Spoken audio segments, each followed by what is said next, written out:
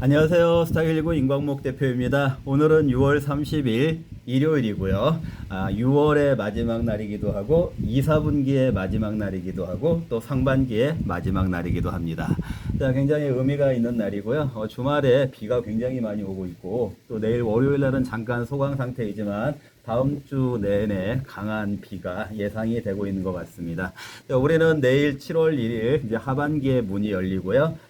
물론 이제 그 새로운 달의 시작이기도 한데 우리에게는 여러 가지의 의미가 있겠지만 일단 스탁119는 증시 유튜브니까 주식 관점에서 오늘 6월 30일 날 마무리를 하면서 이제 새롭게 시작되는 하반기 7월 1일 증시의 문을 열면서 그 문을 여는 시점에 하반기 증시를 어떠한 그 관점에서 어떠한 마음에서 또 어떠한 생각에서 받아들여야 될 건지에 대해서 여러분들에게 조금이나마 조언이나 도움을 드리고자 제가 오늘 주말 스페셜 방송이라는 이름으로 주말 유튜브를 진행을 하고 있는데요. 오늘은 그런 내용을 가지고 컴퓨터를 가지고 여러분들에게 저의 생각을 전달하는 시간을 가져보도록 하겠습니다. 우선 이제 내일부터 이제 하반기 장세가 열리는데 이제 우리 한국 증시 우리에게 가장 이제 관심이 있는 부분은 한국 증시가 되겠죠. 우리 이제 한국 증시에 대해서 저는 세 가지의 축을 가지고 우리 그 하반기 장세를 좀 맞이하자 이렇게 말씀을 드리고 싶은데요. 누누이 강조를 드렸다시피 이제 금리 그동안의 그 금리 인상 긴축 과정이 있었다라면 금리를 기준으로 말씀을 드리는 거예요. 이제 한 7, 8개월 거의 뭐 한 1년 가까이 이제 금리가 동결된 상태 이제 계속해 가지고 뭐 한 7, 8개월 동안에는 피벗이라고 하는 금리 인하에 대해서 이슈가 됐지만 아직까지는 금리 인하가 단행된 바가 없고 이제 아직까지는 그거에 대한 확정 사항은 없지만 이제 하반기에는 분명하게 그게 한 번이 되든 아니면은 두 번이 되든 많게는 세 번까지도 볼 수가 있는데 어차피 하반기에도 7월부터 12월까지 자그마치 6개의 달이 남아 있으니까 그 6개의 달 중에 미국 FOMC가 한두 달을 제외하고는 계속 열리게 되니까 그 가운데 금리 인하가 단행이 될 거다라는 아주 중요한 그런 하나의 축을 여러분들이 반드시 기억을 하고 계셔야 되고요. 그리고 이제 한국 증시에 있어서는 이제 7월 달이 되면은 2, 4분기 4, 5, 6, 2, 4분기의 실적 발표가 되고 또 이제 1월 달부터 6월 달까지 상반기였기 때문에 분기 보고서도 나오게 됩니다. 이제 분기 실적도 발표가 되고 이제 뭐 분기 실적보다는 물론 2, 4분기 실적의 그 어떤 트렌드나 방향성이 중요하기 때문에 2, 4분기 실적이 중요하겠지만 어쨌거나 이제 7월 초에 삼성전자의 예비 실적 발표를 시작으로 해서 2, 4분기 실적 시즌이 시작이 된다. 그런데 실적이 반도체 중심으로 해서 실적이 시장에서는 굉장히 좋은 실적을 기대를 하고 있고 저 역시도 뭐 빠르면 다음 주에 이제 삼성전자 예비 실적이 이제 어느 정도 윤곽이 나올 것 같은데 실적이 좋게 나올 거라고 생각을 하고 있습니다. 그래서 삼성전자발 다시 한번 말씀드릴게요. 삼성전자 실적발 그 모멘텀이 어느 정도 형성이 되지 않을까. 물론 그 모멘텀에서 가장 수혜가 되는 종목은 물론 삼성전자가 되겠죠. 삼성전자에 대해서 좀 긍정적으로 본다라는 뷰는 6월 중순 이후로는 삼성전자에 대해서 여러분들 기억나실 거예요. 삼성전자 수급선 회복을 기점으로 해서 긍정적인 그런 사인을 계속 드리고 있으니까요.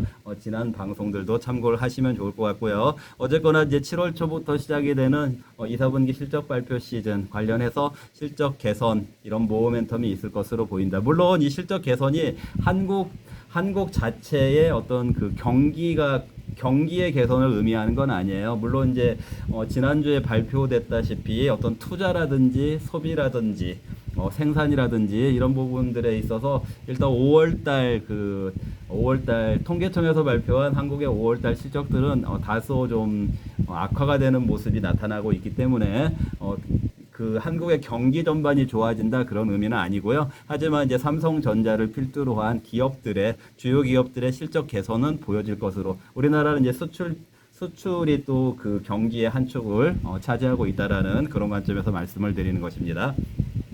그리고 하반기 증시를 한국 증시를 볼 때 또 굉장히 중요시하게 한 축으로서 우리가 머릿속에 꼭 염두를 해두고 바라봐야 될 부분은 한국 증시는 저평가.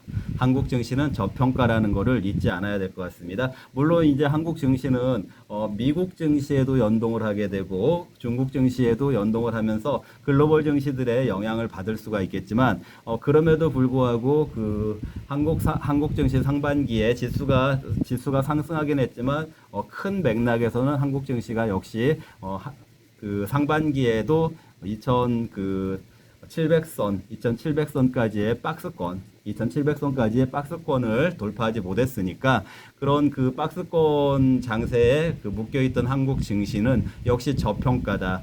그 지수가 아니라고 하더라도 제가 여러 차례 여러분들께 말씀드리지만 종목들 중에는 뭐 코스피가 지금 2800선 가까이에 있지만 종목들 기준으로 보면 코스피 기준 뭐 2200, 제가 보기에는 2100도 안 되는 그런 종목들 그런 종목들이 그 와중에도 부실주가 아닌 의량주들, 가치주들 어떻게 보면은 밸류업의 대상이 되는 그런 종목들이 저평가 국면에 있다. 이런 부분들도 여러분들이 꼭 반드시 염두에 두시고, 자, 금리나 실적 개선 그리고 저평가의 한국 증시가 그 하반기 뭐 제가 1월달 상반기 첫날 그 한국 증시 코스피 기준으로 3천선 말씀드렸고 또 중간에 뭐 3천선 하반기에는 3천선 이상 3,100까지도 가능하지 않을까 이런 뷰를 제시를 해드렸던 바가 있는데 이제 드디어 하반기가 시작이 되는 그런 시점이 됐으니까 그 코스피의 뭐 3,000이 됐든 3,100이 됐든 그런 관점 속에서 아무래도 저평가를 받은 종목들이 그 어떤 반전 드라마가 나올 수 있다라는 그런 맥락도 여러 차례 말씀을 드리고 있고요. 그리고 이제 여전히 그 주도주 관점에서는 실적 개선된 그리고 이제 거시 변수 관련해서는 큰 변화, 금리 인하라는 세 가지 큰 축을 여러분들이 꼭 염두에 두시면서 시장을 바라보시면 좋을 것 같다라는 말씀을 드리는 것입니다. 좀 더 구체적으로 제가 시장에는 그 다양한 종목들이 있고 또 여러 종목들이 어떤 섹터를 구성을 하고 있고 그 섹터들이 서로 그 생물처럼 움직이면서 주도주가 되기도 하고 아니면은 쇠퇴주가 되기도 하고 또 어떤 관계성을 유기적인 관계성을 보여주기도 하니까 제가 제 스타일로 섹터를 한번 구분을 해서 여러분들께 말씀을 드려보겠습니다. 제가 섹터 제한이라는 이런 표현을 썼는데요. 여러분들이 그 제한이니까 제가 생각하는 제한이라고 말씀을 드리는 것이고 앞으로 한국 증시도 그렇고 미국 증시도 그렇고 이렇게 한번 구분을 해서 보시면 어떨까 싶습니다.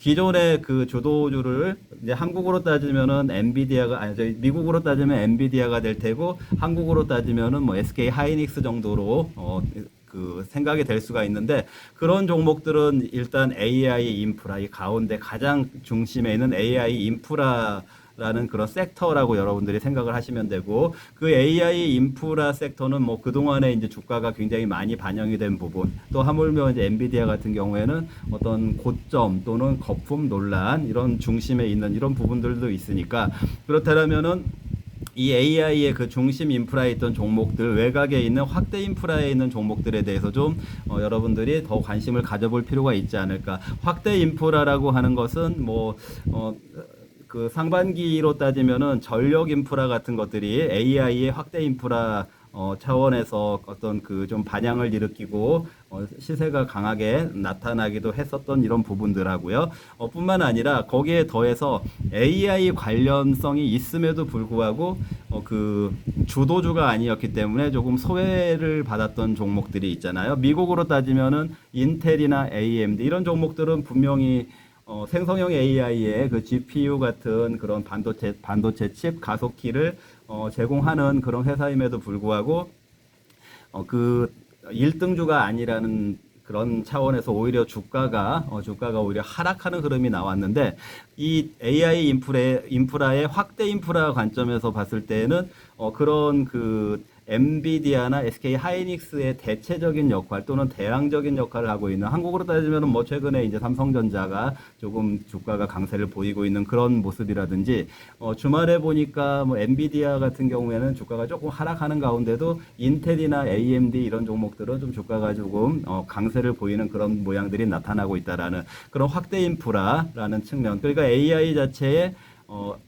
AI 관련주임에도 불구하고 좀 소외가 있었던 그 AI 영역을 확대해 본다라는 측면의 확대 인프라, 그리고 또 AI 자체의 어떤 그 보완적인 역할을 한다라는 뭐 데이터 센터라든지 클라우드라든지 전력이라든지 이런 쪽 관련된 그런 인프라를 제가 확대 인프라라는 그런 그 표현을 썼는데요. 이 AI 인프라와 확대 인프라 이 두 가지 그 인프라를 여러분들이 잘 이렇게 그 관계성이라든지 어떤 보완성이라든지 어떤 대체성이라든지 이런 스탠스를 그 두 개가 양립할 수 있는 그런 그 두 가지의 인프라를 여러분들이 그 설정을 해놓고 시장에서 업종도 보시고 종목도 보시고 그렇게 하시면 좋을 것 같다라는 말씀을 드리는 것이고요. AI와 그 확대 인프라가 아니라고 하더라도 블루칩 영역에 있는 어떻게 보면은 우리 한국에서는 그래도 그 자동차가 선방을 했잖아요. 그 상반기에 여러분들 아시겠죠?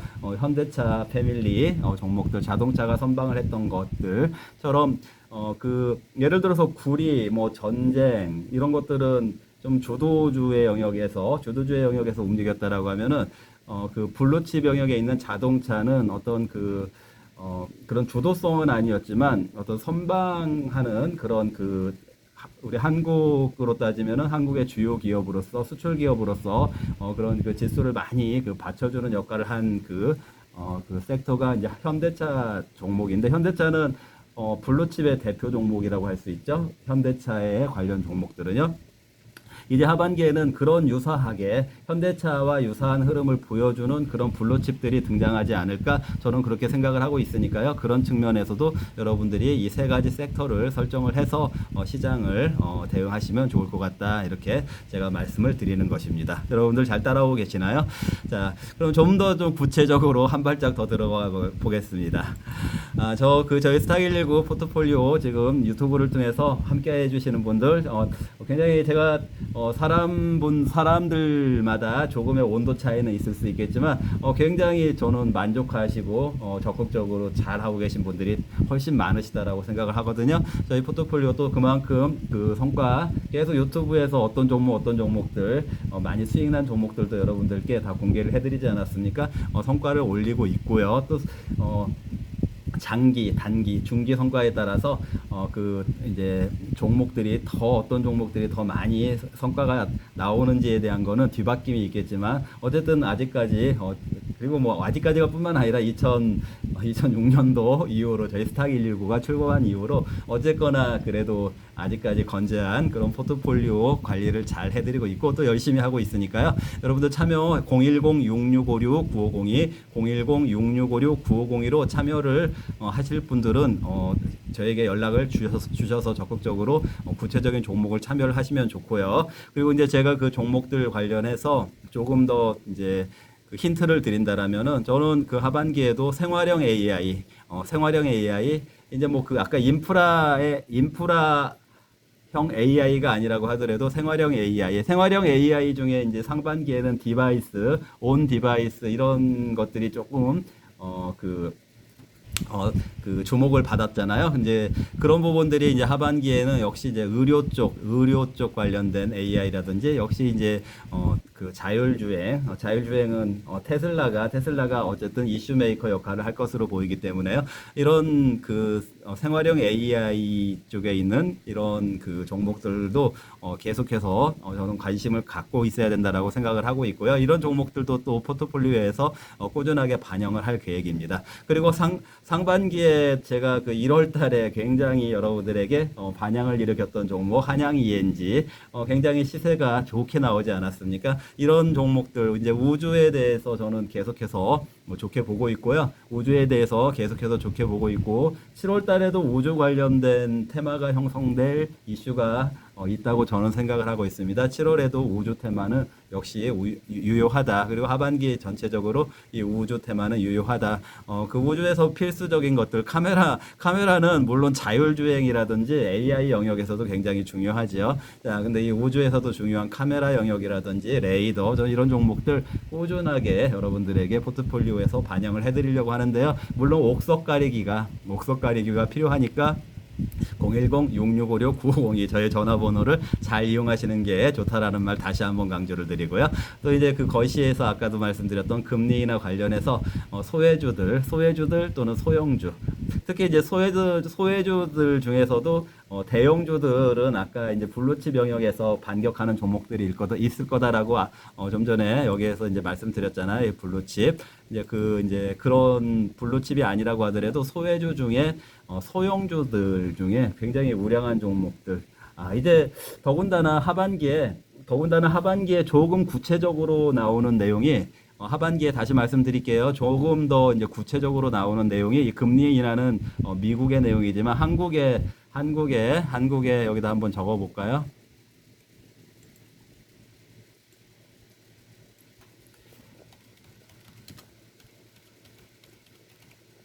요즘 조금 밸류업 하다가 조용해졌는데요. 그래도 그 밸류업 때문에 그 은행주라든지 현대차라든지 그런 종목들은 수혜를 굉장히 입었다라고 말하지 않을 수는 없습니다.